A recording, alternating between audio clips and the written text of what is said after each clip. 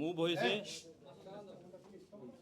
যে যার জিস্ট হচ্ছে কোর্টে জনৈক দুই অ্যাডভোকেট একটা রিট পিটিশন মুভ করেছে, যার মূল প্রতিপাদ্য হচ্ছে যাতে পুলিশ মারাত্মক অস্ত্র ব্যবহার করতে না পারে সেই অর্ডার চাইছে, এবং 6 জন সমন্বয়কারী কোটা আন্দোলনের তাদেরকে কোর্টে আনার একটা নির্দেশনা চেয়েছিল এবং তাদের ফ্যামিলির কাছে হস্তান্তর করার জন্য একটা আদেশ চেয়েছে।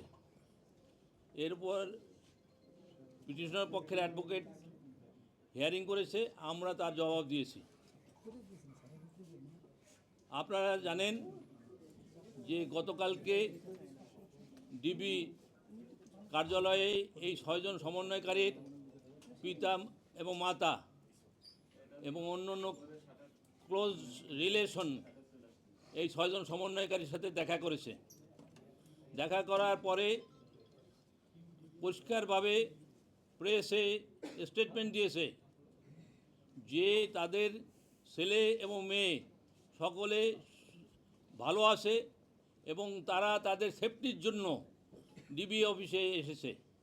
এটা কমিউনিকেট করেছে জাতীয়ভাবে এবং আপনারা শুনেছেন। কিন্তু এই দুজন অ্যাডভোকেট এই ঘটনা সাপ্রেস করে তাদের সাবমিশন রেখেছিল, যেটা গুরুতর অন্যায় এবং এই রিট পিটিশন মেনটেনেবল না। কারণ যা আর্গুমেন্টের আগে যা যা ঘটনা ঘটবে, রিট পিটিশনের পরে যদি সেজন্য ঘটে থাকে তাহলে সেগুলো সাপ্লিমেন্টারি এভিডেন্স দিয়ে কোর্টের নজরে আনতে হবে।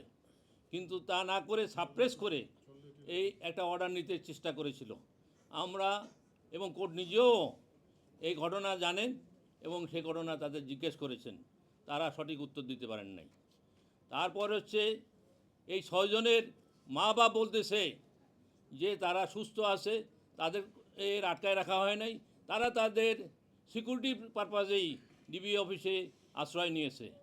এখন যদি কারো উপর অস্ত্র,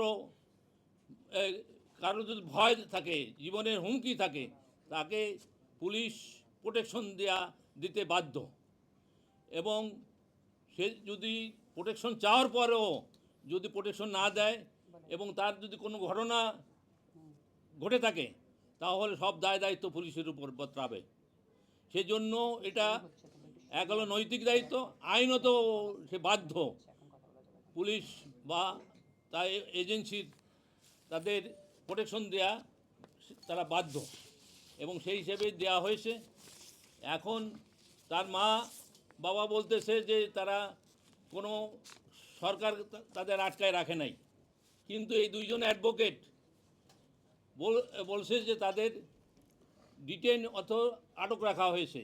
তো তাদের অ্যারেস্ট করলো না আটকায় রাখলো, সেদিকে তারা আলোকপাত করে নাই। আপনারা দেখেছেন, আমি কোর্টে বারবার বলেছি যে 1.5 পাতার একটা পিটিশন, যার মধ্যে কিছু নাই, কোনো স্টেটমেন্ট নাই, কোনো নাই। তো সেখানে তারা যে আর্গুমেন্ট করতেছে বাইরের জিনিস, যা আর্গুমেন্ট করার কোনো এখতিয়ার, নতুন ফ্যাক্ট নিয়ে, বাইরের ফ্যাক্ট নিয়ে আর্গুমেন্ট করার কোনো এখতিয়ার পিটিশনার নাই। আর আপনারা জানেন, একটু প্রশ্ন করি, যেটা আপনি বলেছেন যে তৃতীয় পক্ষ